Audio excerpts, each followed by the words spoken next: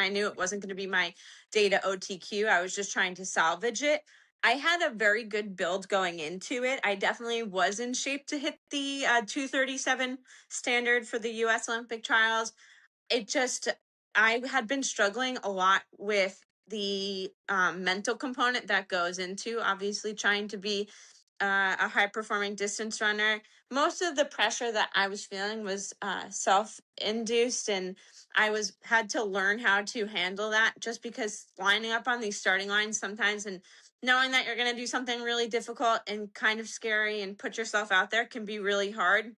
And something I am still learning how to handle is feeling like I belong on these starting lines. I'm getting a little bit better at it. But obviously, I talk about this a lot on my own personal Instagram. Is I don't look like a lot of the people who I'm competing against, and I'm very self-aware of that.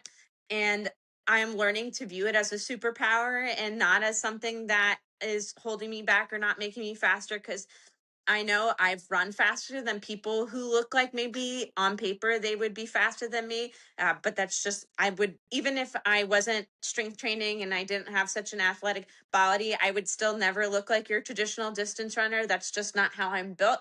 So a lot of that had been messing with my head going into that race. And I have been spending a lot of time working on that just personally on my own and in therapy. And that's made a really big difference for me mentally. Yeah. And I feel like the last couple of months, I've been able to really pull it together between my own fitness and then the mental component of feeling like I can do these really big things and these big goals. So that's been really important for me. It's so tricky for like some LGBTQ women across the US, Canada, and internationally that I work with on the clinical side. And it's so sad to see how common that trait is, even amongst women who would describe themselves as more of a traditional, like whatever that means. I'm using air quotes for anybody listening. Uh, Traditional like women's build for it. And so the tricky piece is it's so hard to believe that, like in your position as an athlete, when you have these like visible facts when you look around, because it's not simply an idea. It's not like a feeling you have per se, right? Mhm. And I find the tricky part is, unfortunately, we don't know who around, like you as a woman on the start line there, doesn't know who around you is struggling with some of the things you've had in your past that we're then comparing to, right? Mhm. And looking at it from your perspective and going, the reason that you're actually able to do what you do, have come back from what you did, and hopefully have a very long career is because of the strength you put in and the way you take care of your body.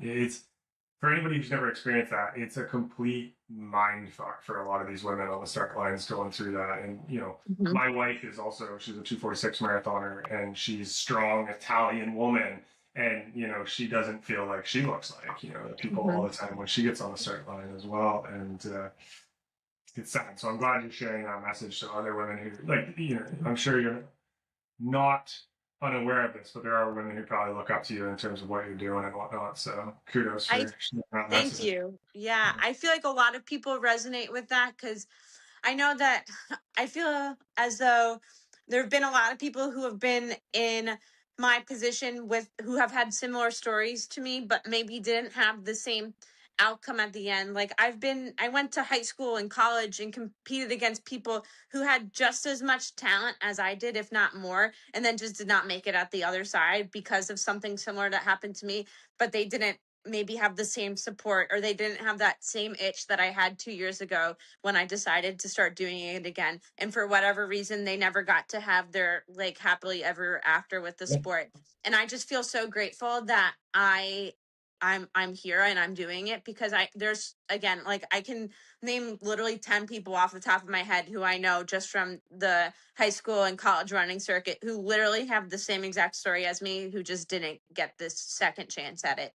yeah, no, it's in part of my first graduate degree, I did a data analytics model. So in Canada, we have provinces, not states. I'm sure you know that, but just in case others Mm-hmm. don't. And so we have like our provincial cross country data and our national cross country data. And most Canadians stay in Canada, save for the really top ones. And so I ran a data analytical model of all the cross country results, like dating back like 14 years, and then did every single one of our women's and men's, but for this conversation, women's Olympians from their high school performances to their collegiate performances to their like professional performances. And the average age of a first time like national team member that we made it to the Olympics in Canada is 24. And so like when I talk to young women, I go, the intensity and the things you're doing right now, like you gotta like last until you're 24 just to get a glimpse of maybe being there at that top level. And I Mhm. think we get stuck in, and I can understand it for some economic reasons in the US, it's different than Canada. Our tuition is like super cheap relative to all down there, right? So I can understand the desire to push and do things for tuition because that can be life changing at a great school for a lot of families if they can't afford it. But if those running dreams are at play, like you got to do that for a long time, and those behaviors just aren't sustainable. Oh, totally. Yeah, I couldn't agree with that more.